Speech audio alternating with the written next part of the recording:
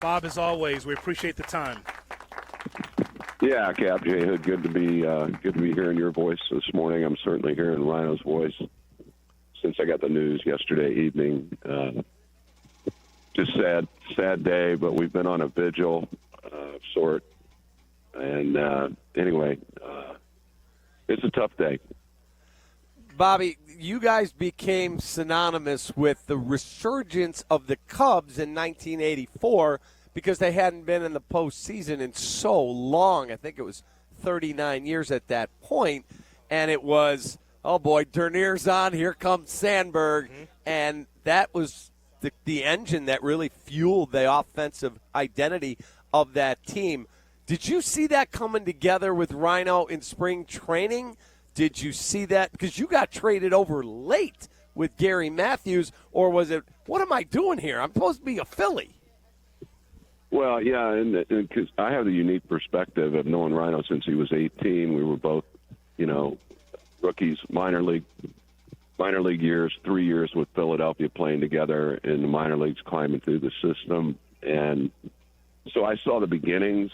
Obviously, I guess you could say the Daily Double kind of started back then. We had a unique kind of perspective about our role on the team and what we were charged to do. And up until 84, and we watched that happen, I think we looked at each other kind of like as the same. In other words, we were kind of table setters and charged with kind of igniting the offense and then, of course, playing consistent defense and being good base runners. We shared a lot of those qualities, but of course in 84, Ryno, he jumped to a different level, and of course it didn't really surprise me, fellas, because I had seen sort of the beginnings, and he was simply the greatest athlete I ever played with. The best player on the field anytime I took the field with him, and it was not surprising in '84 when he sort of jumped to that lead role and became an even greater player, and I think that ignited him for what was to come the rest of his career. Bobby Dernier with us on the Kap and J Hood Morning Show right here on ESPN 1000 and on YouTube. Bobby, you have to play as a team. We all know that because we talk about this on a regular basis. But for you and Ryno, it was something special. Did you guys even talk about what your role had to be on the team? You get on, Sandberg getting you over, Sarge getting you in. Is that something that was a discussion for you guys as far as your role to get the early lead as often as possible, putting the pressure on the starting pitcher? Yeah, because we were both, a threat. On the bases, I understood my role. I was a leadoff hitter from the time I was 6, 7 years old. So I sort of had that already ingrained in my style of play. I wasn't a power hitter, so. But Ryno, the one thing we did communicate was an ability to run and hit. In other words, I freed him up. He freed me up. Run whenever you want. If it's a fastball I can handle, I'll gap it, and we'll off to the races. If not, I'll take it, allow you to steal second, and then we'll go to playing fundamental baseball from there. So, we did communicate it. We had a couple of secret signs, so to speak. I could communicate to him from first base if I'm running on a pitch, definitely, or not, to give him some idea, as the pitch was about to happen. So. But not all the time. He was a real freelancer in that regard. I could trust him. He could trust me. And it was just a style of play that we engaged in that I think helped. It certainly helped that '84 team as far as with the monsters we had coming up behind us. From Sarge to Bull and Moreland and Jody and Ron Say. I mean, it was just. Up to that point, that was our role, was to be the table setters. But of course, we know what happened after that, and he took off on an MVP campaign that year, and deservedly so. Bobby, when you look back, you get traded over with Sarge late in spring training, and I think the Cubs' spring training record was something like 7-23. They were not a good baseball team. You get the call, hey, you've been traded to the Chicago Cubs with Sarge. You guys roll in, and almost instantaneously, it changed the makeup of that team, the personality you and Gary brought, and then it allowed Ryno to flourish into an MVP season. But when did you know we got a really good team here? Because getting on the plane to fly to meet the Cubs in spring training, 7-23, you had to look and go, oh, God, what kind of a season am I headed for? Well, Sarge, he kind of, like Boa did for Ryno when they got traded together. You're going with a guy who, a veteran player, a guy who knew his role on the team, knew what winning looked like. We certainly weren't naive to that. Ryno was a winner from the word go, and I'd been around winning and understood, the teamwork aspect.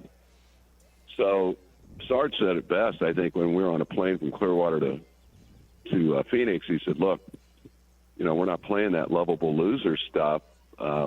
We expect to win, right? And then I was like, of course. And so we knew who we were joining, too, with the ex-Phillies that were over there we played with. And a lot of the other guys, of course, came from winning situations, whether it was Penguin with L.A. or, Bull and Jody came from Mets, Cardinals. We had a lot of winning-type players, Sutcliffe, of course, Eckersley, on and on. And so although we were a bit of a discard, if you will, from other teams in that game of baseball cards to create a team that Dallas was the orchestrator there, and he knew what we looked like, and he knew what he wanted his team to look like out there, and it was up to us to go out and fulfill our roles and create that type of team. So it was, I think Ryno was not immune to that either. He brought that with him from Spokane. I mean, he was a winning type player, no matter what ball you wanted to play. Bobby, we learned later in life about Ryne Sandberg and his personality in the locker room. I mean, I don't recall big quotes from you or Ryne in the papers. That was always Dallas Green being boastful. That was always Jim Fry. But you two didn't have like these big quotes. But for Sandberg, I think we learned, what kind of personality he is when he would like to rib teammates. What was that like for him to be in the locker room, keeping things loose at times? Yeah, what I'll miss the most, and whenever I hear his voice on recording or a number of things that I have in my sort of glossary of go-tos and listen to Ryno talk, I'll miss his voice, his hearty laugh. I mean, he had such a great sense of humor behind the curtain, so to speak. He was far from quiet. He liked to stir it up in the locker room or on the plane or, whatever it was, behind the scenes. But once it was time, nobody focused or concentrated better of all the guys I played with on a consistent basis like Ryne Sandberg. He was just so tunnel vision about his job to do every day, and he was easy to feed off of. If I had a day where I was a little loose mentally or unconcentrated in some kind of way, he had a way of just sort of bringing you back in on deck, before a game. Hey, how you doing today? You all right? Whether you're dinged up or whatever the case was, he just had that way of really demonstrating through his game more than he did through his voice. But he was just a unique guy. I feel so blessed that I had the opportunity to cross his path. I know Kappy, we have those reflections of 2016. Yep. We're both on the field and watching that beautiful thing happen and doing the pre and post game. And so I had him, almost nearly 50 years from the time he was 18 all the way, to yesterday. So I just feel so fortunate to be associated with him. I can't wait to rejoin him in heaven whenever that time comes. I hope we got some more ball to play up there. Bobby Dernier is our guest here on Kap J Hood on ESPN 1000. I was telling the story. So it's me, Todd Hollinsworth, and Ryno doing pregame and postgame on Game 6 in Cleveland right outside the stadium.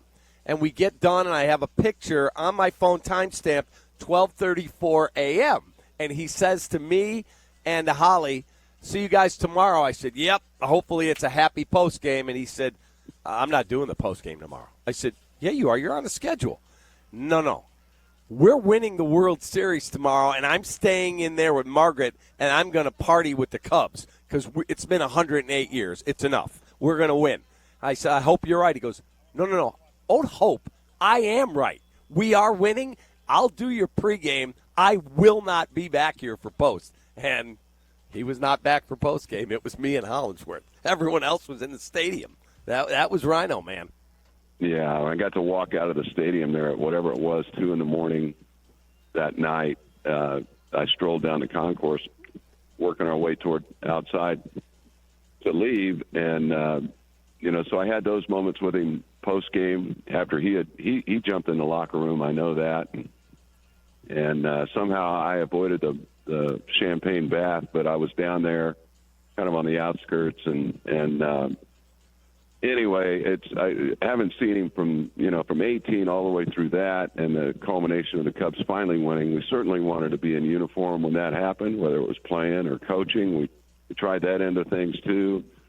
Of course, he was managing in the minor leagues. I was roving and handling the outfield defense and base running and that sort of thing. But he just had he was just a winner, and not just on the field, off the field, just one hell of a human, and Margaret as well. I go back to, our first wife club. I mean, with Cindy and Vicki and the beginnings of our young families. And so I know how much he loved his grandkids. I know that's somewhat disappointing that he didn't get to fulfill that, maybe a longer period of time, but he's right where he belongs, fellas. As you know, he's a man of faith, and he believed that dreams can come true. Believed in God, and he had that work ethic that was unmatched. Bobby, thank you for taking time to reflect on it and what your friend meant to you. He meant so much to so many people. He was I said he's a Hall of Fame player, and 10 times that as a human being. So, again, our deepest sympathies to you, and thanks again for sharing with us. Indeed. Thanks for having me on, guys.